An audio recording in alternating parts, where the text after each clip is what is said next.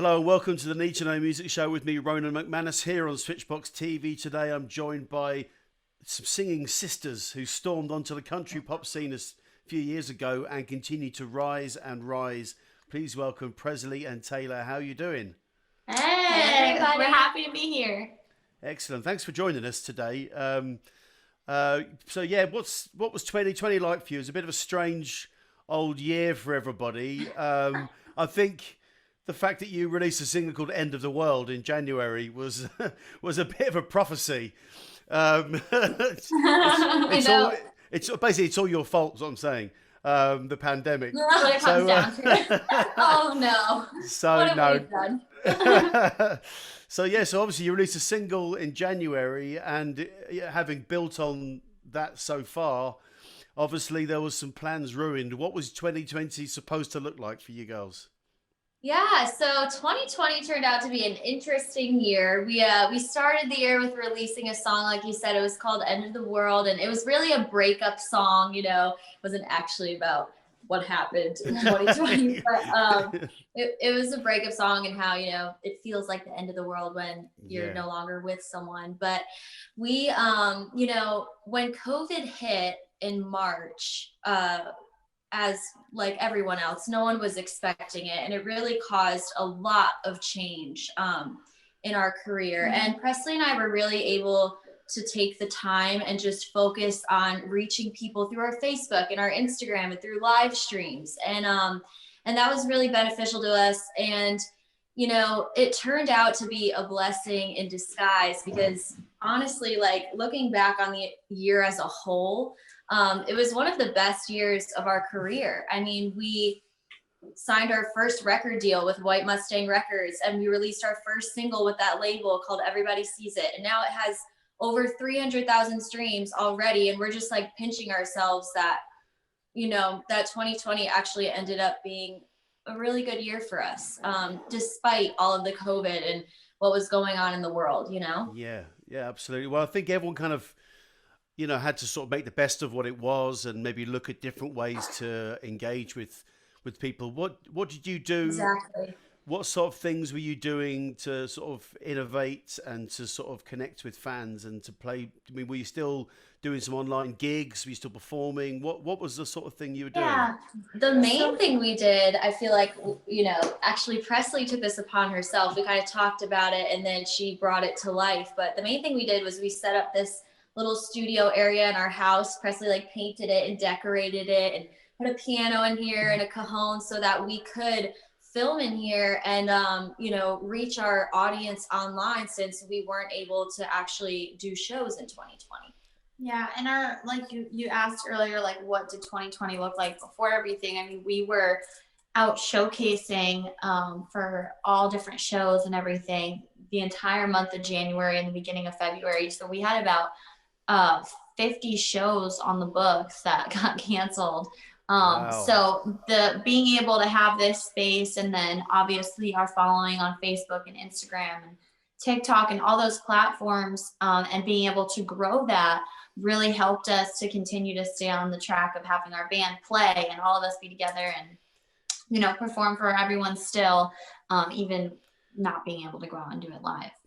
Yeah, I mean, this is so what the shows that you were going for, you were going to be showcasing for, were they kind of festivals and things like that?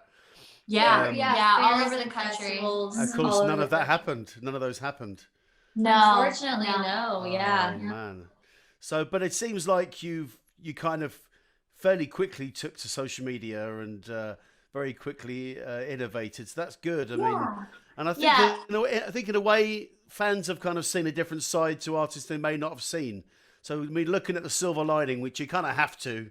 I mean, we're going to have to find some sort of silver lining, because for a lot of people it was, it's a pretty terrible year. But I think for artists that did, I mean, I think it's given us all a bit of a kind of for some of us that weren't maybe that au fait with social media and weren't kind of already really on it or on the kind of live stream thing. I think it really kind of gave us all a bit of a kick up the backside to kind of get that in place. But was that something you girls kind of did anyway?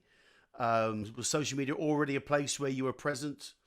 Yeah. We were very, present on social media, but I think, we were playing live so much because it's what we love. We're artists and we're performers and entertainers and we love to play live. But I think, when all of this happened, we just made that shift to live streaming and Yeah. social media even more so than we were already doing. So yeah. Yeah. I wanted to talk about your sort of upbringing and that kind of thing because I'm from a musical family myself. I played in a family band for years. There my was gosh. basically there's 5 brothers in total. 4 of us are kind of from the second marriage sort of thing, so we're sort of in one little batch. 4 of us in a 5-year gap, and we were all in a band together. And I know that there's definitely there's ups and downs, or shall we say? There's good sides and bad sides to it. But Absolutely. but it's from reading your story, it seems that it was always a natural thing for you two to sing together. I have a very similar thing with my brother Rory, who's only just over a year younger than me. So we sing when we sing together. There's a kind of a natural thing that happens. Was it kind of evident from very early on that you wanted to do that? And kind of what age were you when you started to sing and show musical gifts? Presley, Yes. I'm going to ask that to Presley. No, we've been singing together our entire lives. I mean, it started out when we were little kids in car seats, and it's Wow. just something that we grew up with because, like you, our family was so involved in music. Our dad sings and plays guitar, our mom sings, our grandparents and aunts and uncles, and that's just how we were raised. And it just kind of shifted over from something we did with our family that kind of came naturally for most of our lives. And then in high school, we decided to kind of take it a little bit more seriously. And once we started doing that and realizing the work that goes into it and all the different facets of the music business, we really fell in love with it. And I think from there, we just kind of pushed forward, and we've been pursuing a professional career in country music since Taylor was 14 and I was 16, and now we're in our 20s. And it's crazy just to look back on where we started and how much we've grown and how much we've learned over the years. And we hope to, in 5 years, look back again and just be like, oh my God, so much has happened. That's the best thing we can hope for, is just that continued growth and evolution in what we're doing. Absolutely, yeah. I mean, I always find that when I'm singing with my brother, there's a kind of a thing where it doesn't matter. We could be any age. It kind of still feels like we were. It's, I don't know. It's a kind of a weird thing. It sort of was transported back to those early years of singing together. It sort of seems like. I mean, we're both in our 40s now, and we don't get a chance to sing that often together. But now and again, it happens, and it is kind of. It just clicks. There's something about it, and the voices click and everything. It does. They say like those family harmonies and all that stuff, that good stuff. So. Yeah, I mean, do you record? Have you ever recorded at the same time? We've done it. We've actually, like we said, we started this process when we were really young. So that obviously there was a learning curve and trying to figure out what worked for Taylor and I, especially when it came to being in the studio and the process of recording a song from start to finish. And we've tried different things over the years. So we've sung at the same time. Some of our songs we did live at the same time. And then, sometimes we sing the lead and then add the harmony on it. But, and I think we've kind of figured out what works best for us now. And that would be, one of us goes in, does all our parts, and then the next one goes in, does all her parts, and then we get everything, mixed and put together, and then we go back and put harmonies on. So we found that's the most efficient way to do it, and we think we get the best product when we do it that way. And do you take turns in taking the lead? Oh yeah, we switch off on every song. Yeah. when we started, we actually like one of us would sing the entire lead on one song, and the other one would sing the entire lead on the next song. And then we realized, like, why not just switch it up on each song? So our parents wanted it to be even. We both wanted to be lead singers. So now you'll probably hear us switch in like the middle of our songs, and sometimes people don't even know that we switched, but that's how we do it. Yeah, myself and my brother, we kind of ended up just singing everything. We did an album where we just did completely dual harmonies. It was just, and we recorded it all together. That's awesome. And there's very little that on that album that we sing separately. only because we argue too much, and I think it would have been too much. Don't think we could be as amicable as you two. But is it so? So what were those? What sort of age were you actually starting to gig live? Yeah, yeah, you go. we were in high school, and we had released a few singles onto the Music Row country breakout chart, and those radio stations would have events a lot of the time. So because our songs were on, the charts and everything, we began to play a lot of shows for radio events, and we did radio tours, and that was kind of the start of that. Because we were so young, our parents didn't really want us to play in bars. So that's kind of where we got into the whole festival scene and playing fairs. And we traveled all around the country, and we've been doing that ever since high school, honestly. So we love it. And we think it's a really great niche too, because it's fun. The nightlife is really fun, and we enjoy playing everywhere. But I think getting to play in those small town fairs and all that stuff, it really helps build a really core group of people that get to know you personally, and they've followed us from the age of 14 to, now. And I think that's really, really special that we were able to do that. So how far were you traveling around that time? We would go out to Nebraska. Yeah, we went to Nebraska, Texas. We haven't performed in California yet. So that's something that, hopefully is in our future, but literally just all over the place. Wow, that's brilliant. And then, but there's quite good kind of quite a good scene going on. Then you found you were able to sort of move from place to place, and people were getting to know who you were, and getting radio support and that kind of thing. It's a thing that's really important, I think, isn't it, to have that support of people outside of your actual close bubble that are kind of supporting artists coming through, because that's one of the hardest things I think in the modern business is artists finding audience and audience finding artists. Right. But it seems that the country scene seems to be really kind of good for that. There's a lot of nurturing going on. Absolutely. I mean, it's everything, that support that you get from people that you don't know, that aren't family members or friends that, like us or like our music. It's everything. It's kind of what pushes you forward and gives you the confidence to keep going, Absolutely. I think it's such an important thing also with, well-known artists helping the smaller artists up, giving them a hand up is a big thing as well. And it seems to be a kind of a thing that happens as a kind of definitely a passing of the torch on the country scene. I think there's a really healthy amount of that. And it definitely is. Did you find that you were getting some recognition from the established artists? Yes. So we've opened for Martina McBride and Jimmy Allen, a bunch of people, and it's cool when you get to sit and talk with them and hear their experiences and their advice, like John Rich, all those people, and they give you really, really cool advice because they've been through what we're going through, And we were really lucky to have met Pam Tillis when we were in high school, and she kind of took a liking to us, and she would ended up taking us shopping all the time, and we got really close with her, and she was just the first person that we had grown up idolizing that we actually got to spend time with, and we got to go into the recording studio with her, and we had never, outside of ourselves, we had never really experienced or watched anyone else do their process in the studio. So seeing her cut a song and being there was a really educational moment for us, and it was a pretty life-changing thing. It was so cool. It was to see her in the studio, and then we actually released a single with Pam on it, which was,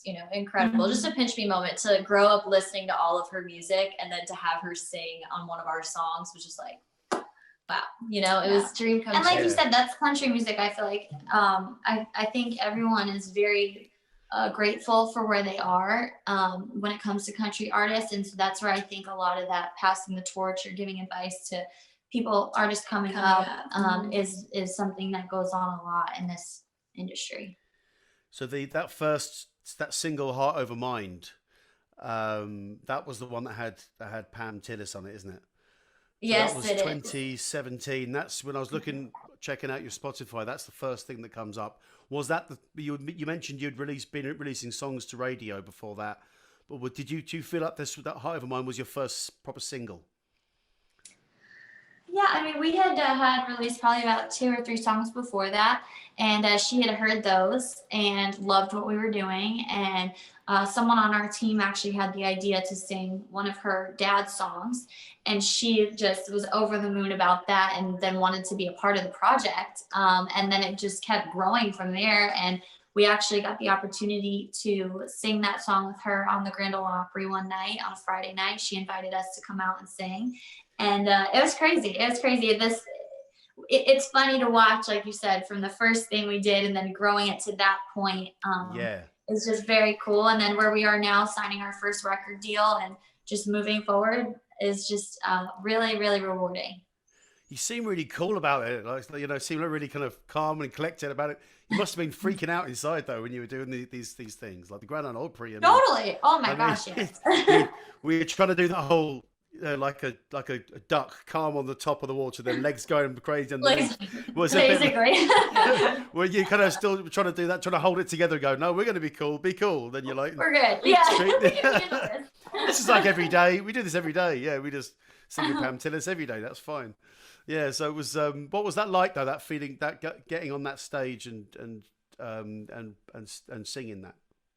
Oh my gosh, it was a dream come true. Like that's the perfect phrase to describe it, because we had grown up going to the Opry and sitting in the audience and seeing the shows and seeing the performers and the artists. And we never even imagined that we would be able to sing there one day. And the fact that Pam like invited us to do that was a really special moment. And it was special too, because we had grown close with her, she really like helped us have fun in that moment, because I feel like a lot of artists say like, oh my gosh, I was so nervous. Like I couldn't even, like, I don't even remember what happened. It was like the blink of an eye, but I think we were lucky because we were up there, with such a good friend and such a good mentor. And it was really just fun. Like it was a really fun moment that I remember every minute of it and I'll never forget it. Excellent. Twisting my hair. Oh, look at you two picking bugs out of each other's Yeah, literally. But you really kicked on from that. I mean, you followed up with the 5-track EP, which included that song. But what was that? What was the recording of that like? Was it different to what you've been doing before, or was it songs you already had knocking around? What was it? What was that? Where did that project come from? Was it stuff you'd already been working on? Was it specifically to sort of build on that success? Yeah. So the country music album that we made it while we were in high school, and it was seriously a learning process for us. And what had happened was Presley and I grew up listening to traditional country music, and we loved it so much. It was our roots. It felt like home. Like we just love it. We still love it. And we wanted to really make a project and an album that was a tribute to that traditional country sound. And that's what we did with the country music album. And after we did that, I think we were really able to like, once we released that album, it was out in the world and it was our roots, we were able to spread our wings and kind of go and find our own sound. Yeah. And that's the music that we're doing now. After we self-produced that album and we did it all ourselves. And then when we moved here 3 years ago, we met our current producer, James Stroud, who the stars aligned beautifully for meeting him, because James, is such an incredible and renowned producer in the industry. I mean, he has some crazy number, like 151 #1 hits, and he's worked with Faith Hill and Tim McGraw and Clint Black and just everyone that we've looked up to and that we love. And when we started working with him, that's when we started to discover what our sound was and who we were as artists and what we wanted to put out for music that really sounded like us. And that's the music that you're hearing now. That's the music that James has helped us put together, and we're just so proud of it. I mean, from every single that we've released that he's produced to the current single, everybody sees it. It's just such a reflection of who we are and where we're going. Yeah. It's been great. I mean, you released a couple of singles, Everybody Want to Be Us and Where You Belong in 2019. They're really well-written songs, beautiful songs. And then End of the World in January. but Everybody Sees It. I want to talk about that song in particular because it's such a great storyline, and it's Yeah. a great angle. And I mean, from a songwriter's perspective, it's a really brilliant angle on what is basically a couple, you know. But it's just I just loved the angle on it. Everybody sees it but us, and I thought it was a fantastic thing. So these songs, where are these songs coming from that you're singing at the moment? Yes. So we write constantly. We're actually writing for 2021. We plan on having a lot of new music out. So we're constantly writing. James is constantly pitching us songs, and Everybody Sees It happened to be one that he had brought to us, and it was written by Tennille Arts, and she is one of the writers. There was two other writers on the song as well. Aaron Goodvin and Adam Wheeler. Yeah. We're huge fans of Tennille Arts. So when we heard the demo, we could tell that she was the one singing, and we're like, oh my gosh. And that song just kept popping out to us. It popped out to our team as well when we were trying to decide which song we had cut was going to be the single. And everybody just kept coming back to Everybody Sees It. It's just a special song. It's a really special song. The way we did it, and, you know, made it our own, and with James in the process of recording it and doing our own thing with it, I think we couldn't be more proud of it. And we think everyone's really loving it. I mean, it's been added to some of the biggest Spotify playlists for country music, and it's almost over 300,000 streams now. And I was going to say the numbers show that people are enjoying it. So yes, beyond what we ever thought. So we're really excited. And we have a lot of great music that we're getting ready to release too, and we just can't wait to see where it all goes. Because you're like, you know, you're in Nashville now. So is that right? So you're in the. I mean, that's where songwriting lives, isn't it? I mean, as an art form in itself. So how have you felt it's being there has helped your writing, and have you been in those writing sessions that so many people I've spoken to talk about these writing sessions, and it really makes me really curse this pandemic that I can't just jump on a plane and come over, because it sounds like it's just a fantastic thing to be a part of.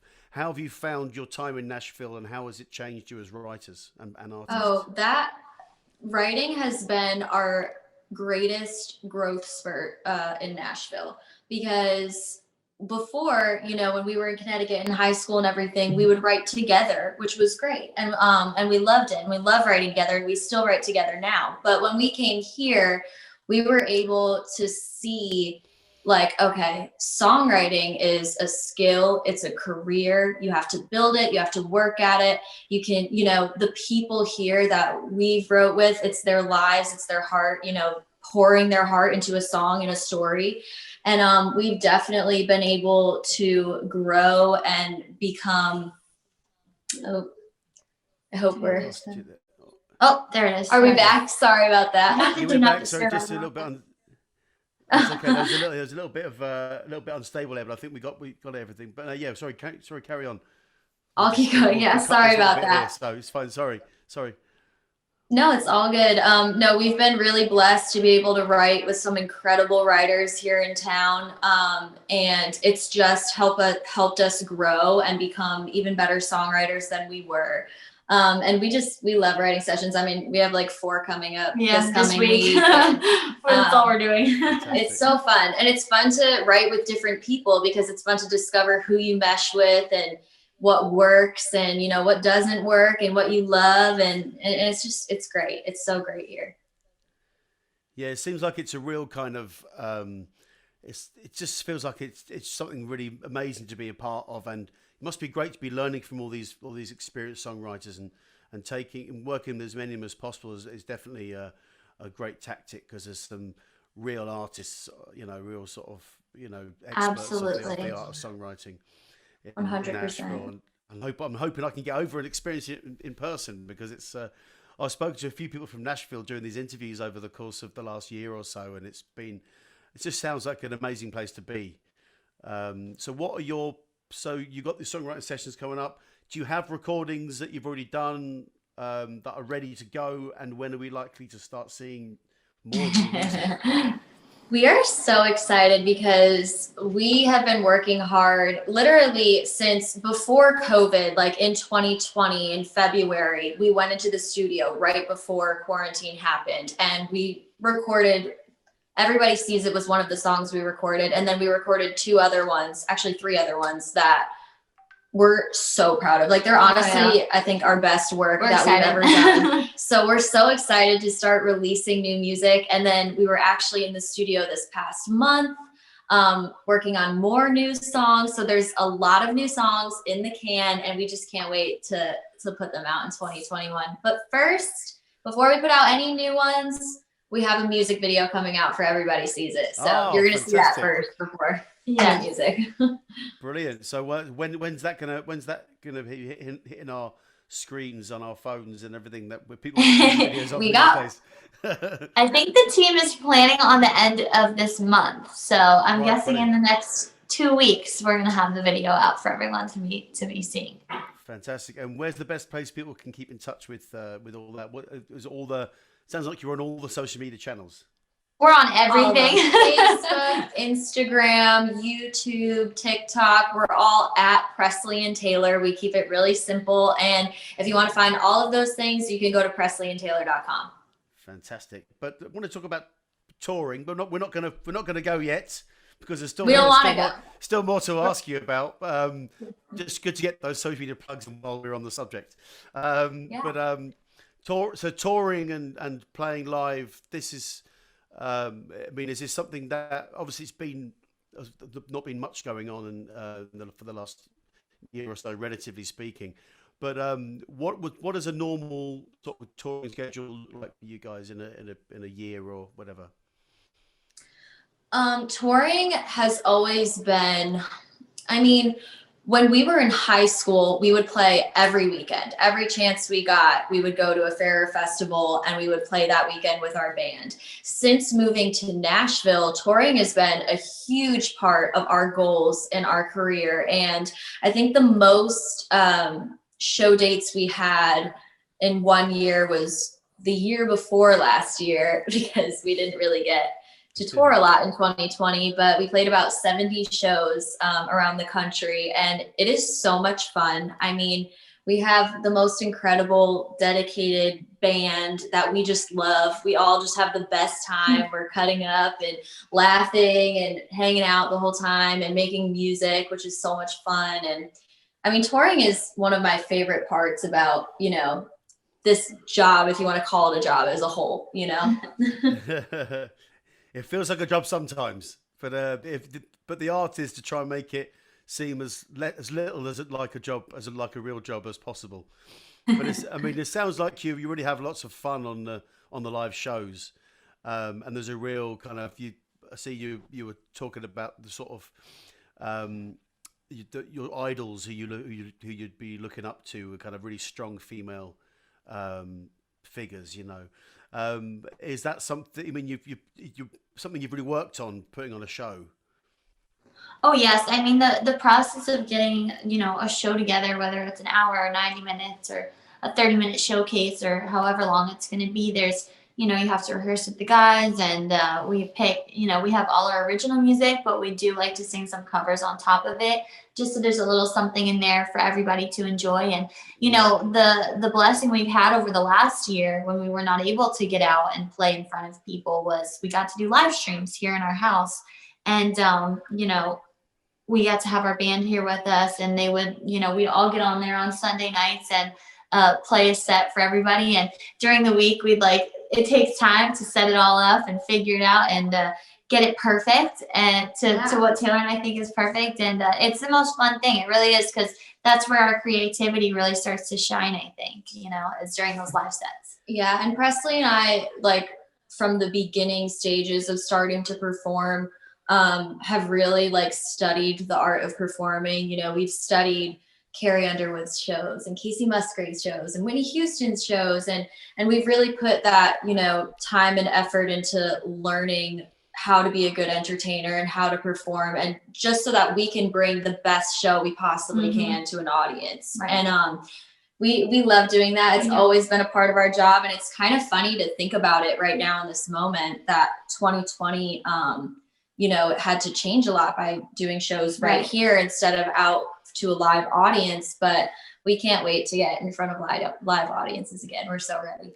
Yeah, how did you find that sort of singing to a laptop or to a camera or whatever? I mean, it's a very different dynamic, and it takes a little bit of getting used to, doesn't it?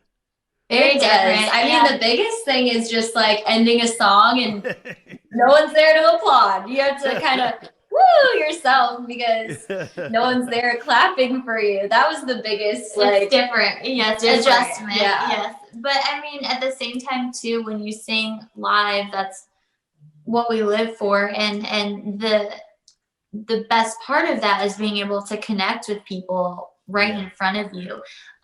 So I think that was the biggest challenge with doing the live streams and having to do it with you're not singing to anybody at that point. And but I do think that it gave us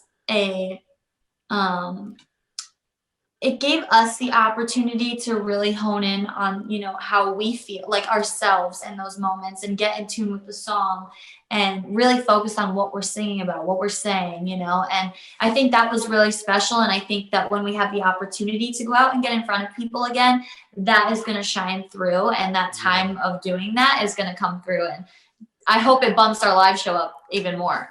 Yeah, I suppose it's putting the songs and your performances and how you're playing them and how you're putting them across, those words, putting it all under a microscope, and it's a phrase that I've used a few times on this show, speaking to people. It's like no matter how many people are watching, it's that many.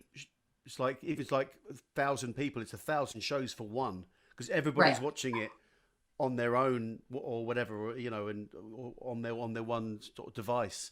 Mm-hmm. So it's a really intimate thing, actually. It's actually much more intimate than it would be a live show with like the hundreds of people in front of you. But so it's it's a very different thing. But sorry, you have to forgive our dog. Sorry, sorry. Dog's what's the dog called? Ryder. He's getting in on the act there now. So yes, it's like this is. He had something to say. This is my time to shine. Yeah.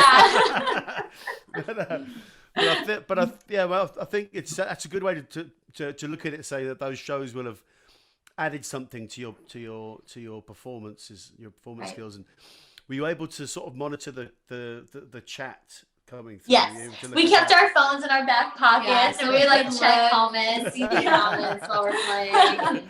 That was one way around. It's good that you weren't watching it while singing because it's really distracting. That's right. We had to put it away. Yeah. Because I did that a few times, end up sort of like completely forgot where I was in the song because you lose your train of thought. There's a great conversation going on here, brilliant. I always ask a dream gig question. This is like a proper journalist question. I always throw in, like, just pretend I'm a real journalist. But this is this is your dream gig. So you guys are on first, and then there's someone on after you, and then there's a headline. They can be from any time period, complete freedom to choose whoever you wish. So it's basically, who would you have? And let's think now. I'm actually going to ask you separately so that we have this twice. Otherwise, there's no conferring. You see, this question. So basically, you guys are on first, and then there's someone else after you, and then there's a headline act. Presley first. Who's it going to be for you? First. Okay. Mine would probably be Casey Musgraves right after us. Yeah. And then after Casey, it would be, I'm going to say Miranda Lambert because that's my idol. I feel like that'd be a good lineup too. Like us, Casey Musgraves, Miranda Lambert. That'd be a good one. Those tickets would sell. Absolutely. I think so. I mean, where would that be? Where would that gig be? Where would you hold it? Mine would be the Red Rocks Amphitheater. It's really, really beautiful. It's, obviously Casey Musgraves has played there. Everybody's played there, and it's outside, and it's just the most, in my opinion, I feel like it's the most unique venue for music, and I hope we get to play there someday. That would be a big deal for me. Very good. And you're not allowed to use any of her answers, Taylor. You have to. Oh no. I know. It's a bit like, do you have that show? Would you have it? It's called Family Feud, where you are, where you not, you have to separate, you go into an isolation booth, and you have to try and guess Oh, the same questions with different answers. So yeah, Different answers. We'd still probably have the same answer. yeah, exactly. We weren't here. So without using any of Presley's answers, Taylor, what's your dream gig? If I want like a really like epic show, I'm just thinking. It could be anybody in history now.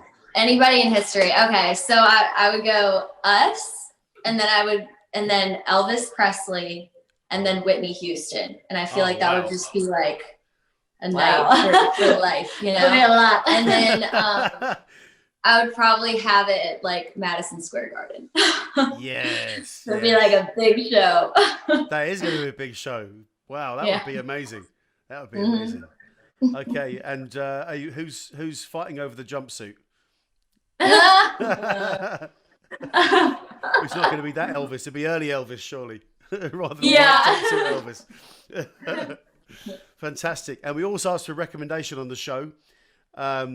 So it can be anybody. It could be someone that you know that's up and coming, friend of yours, or it can be somebody who has.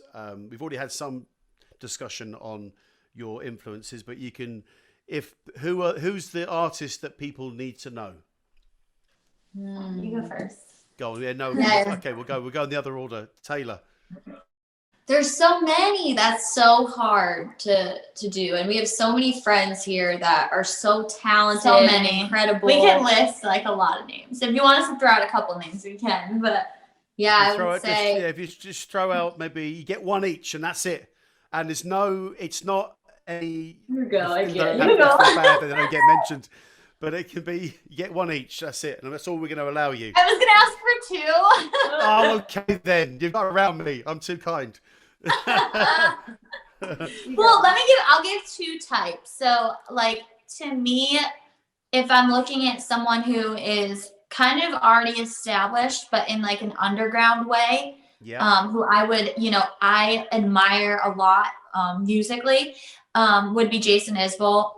He's obviously definitely a big enough, but I think a lot of people don't know who he is and don't know his music and his background. And if you don't, that would be my recommendation for somebody who's already kind of famous.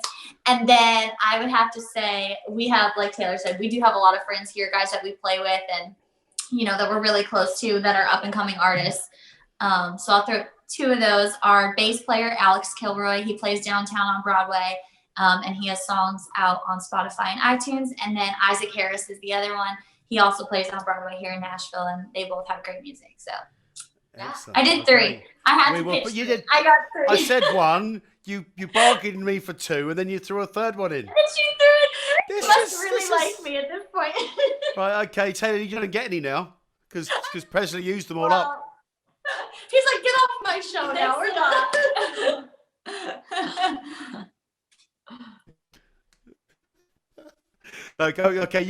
You can have 3 as well. Oh wow, 3. Okay, so definitely 1. I wrote with her recently, and she really is like. Before I wrote with her, because we had never met, or we had met once in person, but we hadn't spent any time together. So I went on her Spotify and I was looking at her music, and she's really up and coming, and her music is so good. And I feel like not enough people know about her. So Haley Mae Campbell is definitely one here in town who's cool. And we're writing with her on Wednesday. Yeah, too, she's great. So Haley Mae Campbell.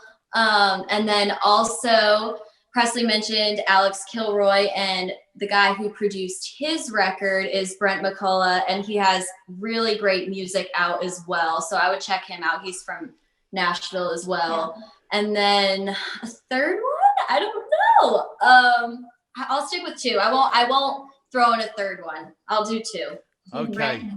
Yeah. You see, Presley, we just gave a whole list. You see, Presley, that's how it's done. Right? I need to Taylor's my favourite. Taylor's my favourite now. She doesn't push the boundaries too much.